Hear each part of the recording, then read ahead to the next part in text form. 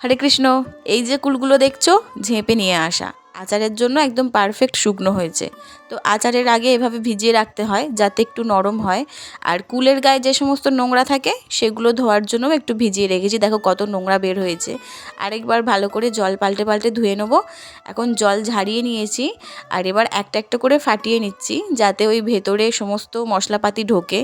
আর একটা জিনিস, সব কুল তো আর সমান থাকে না, ভালো থাকে না। দেখো যেগুলো নষ্ট হয়ে গেছে এভাবে ফাটালেই কিন্তু দেখা যায়, এটাও আরেকটা কারণ। তো সব বাদ দিয়ে এই এতটুকুই হয়েছে। এবার একটা মশলা করছি, ধনে জিরে আর একটু ঝাল ঝাল হওয়ার জন্য 2টো শুকনো লঙ্কা দিয়েছি। এটাকে এখন শুকনো কড়ায় ভেজে আর গুঁড়িয়ে নিয়েছি।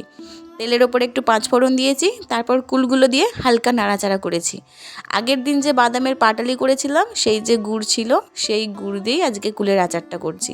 আসলে এটা একটা কাকি শাশুড়ির থেকে নিয়ে আসা, তো তাদের বাড়িতে থাকায় বলেছিলাম যখন করবেন আমার ছেলেকে দেবেন। বলে বৌমা আমার টাইম নেই, তুমি নিয়ে যাও, তোমার ছেলেকে করে দেবে। তো সেইগুলি নিয়ে আসা, একদমই অল্প। তো এই যে আমার আচার কমপ্লিট হয়ে গেছে। তো ভালো থেকো, রাধে রাধে।